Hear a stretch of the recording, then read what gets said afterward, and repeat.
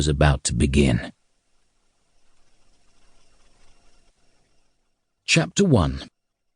First Impressions. Olivia Mullins sat disconsolately on one of the hideous olive-green easy chairs arranged in rows in Hope Academy's common room on a dreary late October Thursday evening. Clutching a polystyrene cup of rapidly cooling coffee, Olivia watched her colleagues arrive for yet another interminable staff meeting. As the newest member of the English faculty, she had not yet been wholeheartedly welcomed into any of the departmental cliques which colonized the place on such occasions. The onlooker sees most of the game, she reassured herself, as noise levels rose and a buzz of expectation ran around the room. Here was dear old Dr. Abernathy, Hope's moth-eaten head of English, bowing gravely to her with old-world courtesy.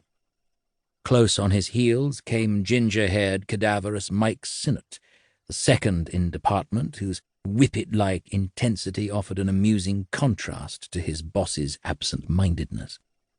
Then followed Val Thorpe and Brenda Ray, two sensible middle-aged women, quietly competent with a Mary Poppins air about them. A trio of grungy-looking newly qualified teachers marked by angst and acne slunk in behind them. Olivia brightened as her old friend Matthew Sullivan, lanky and beanpole-like as ever, sat down beside her, wearing his usual expression of ironic detachment.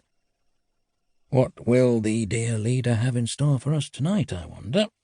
murmured Sullivan mischievously. "Raising attainment in boys, isn't it?"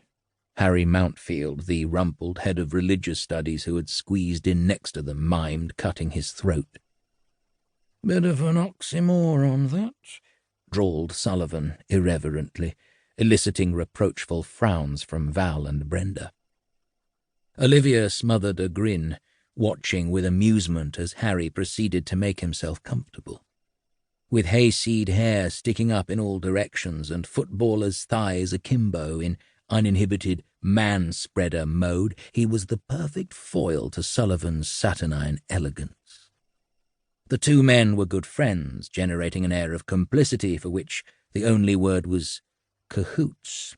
Harry winked at her, and Olivia felt a rush of pleasure at the intimacy, the more so as it elicited a flurry of harumphing and eyebrow-raising from Val and Brenda. A sudden commotion at the door heralded the arrival of Hope's headmaster. James Palmer, call me J.P., short, balding and perma-tanned with Eric Morecambe's specs. He struck Olivia as curiously charisma-free, an impression reinforced by his squeaky voice and spermatozoan-like physique. "But don't be fooled," Sullivan had warned her.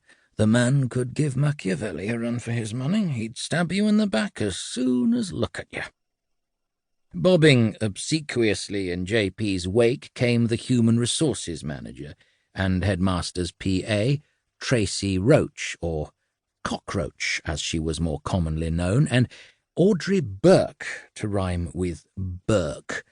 Strange, mused Olivia, how a wispy little woman like the Cockroach could wield so much influence. Drearily clad in hues of oatmeal and beige, with an unthreatening grey bob, breathless voice, and ingenuous, limpid gaze, she was more like a down-at-heel librarian than the power behind J.P.'s throne. Behind the apparently harmless exterior, however, there lurked an arch snoop and world-class sycophant. Certainly, to hear her greasing up to J.P. was enough to curdle the milk. As for Audrey Burke, her honest, short-sighted eyes shone adoringly at the headmaster from behind bifocals as big as gig lamps. It was beyond Olivia's comprehension that the woman could not discern what an awful phony Palmer was. Love was blind and deaf in her case. J.P. took his place behind a lectern, the Cockroach and Audrey taking their seats in the front row after having conducted a beady-eyed inventory of the room, which was now almost full. Any absentees were sure to be slated for a reprimand before the day was very much older. "Our focus this term is on kinesthetic learning and peer feedback,"